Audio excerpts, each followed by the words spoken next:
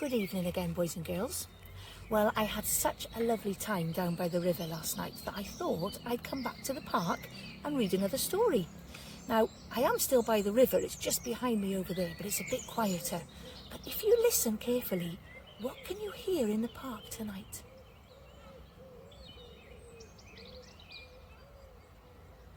Isn't that a lovely noise?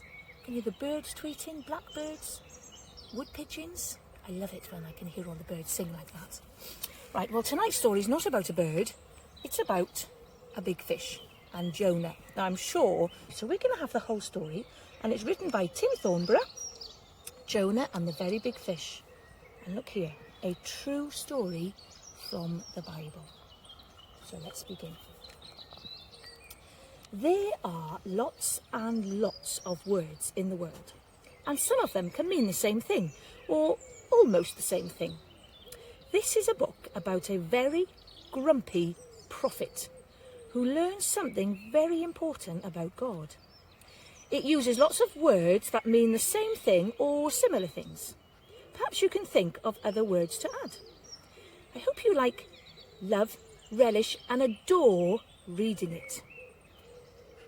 Jonah was grumpy. He snared, he growled, he grumbled, he snorted. All because God had told him to go to Nineveh.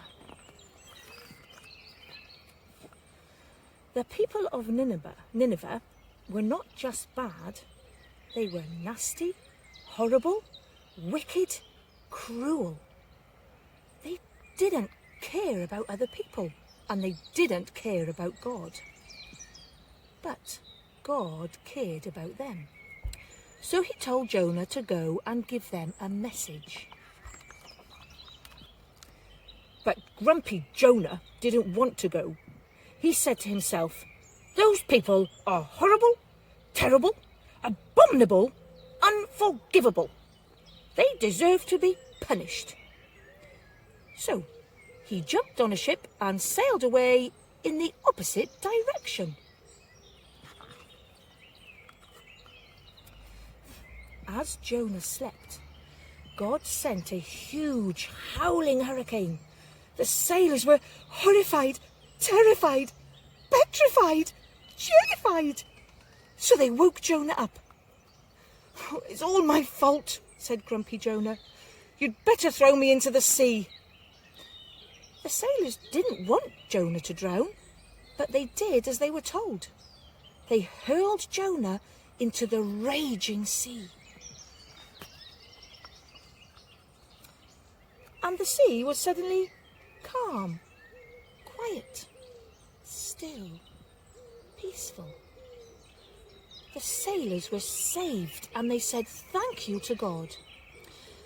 But God had not finished with grumpy Jonah yet. "Go, chomp, nom, nom, burp." God sent a very big fish that swallowed him whole. Jonah sat for 3 whole days in the belly of the fish. He realised how wrong he had been. He said, "I've been witless, brainless, mindless, senseless. It's up to God who he saves, not me." God heard his prayer and spoke to the fish. "Blah, blah, blah." And the fish spat him out on dry land. Jonah went to the great city of Nineveh and delivered God's message. "God has seen how evil you are, and in just 40 days you will be destroyed."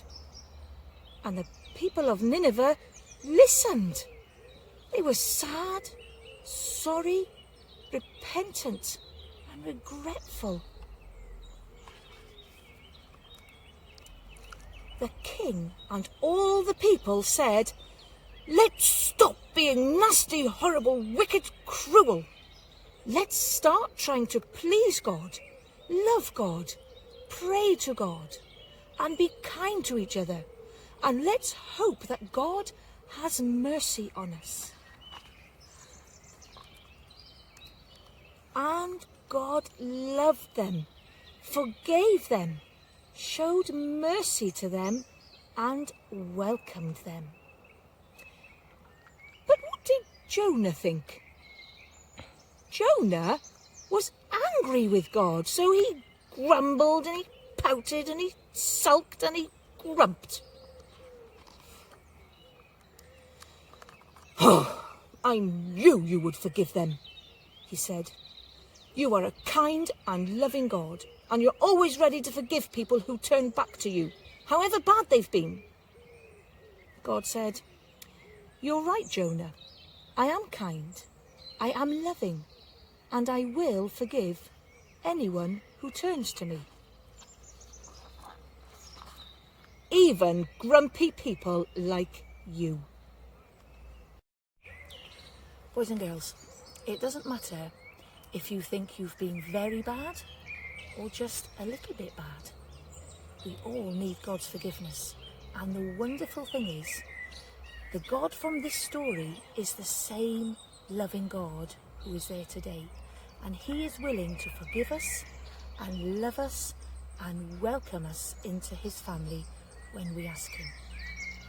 Good night.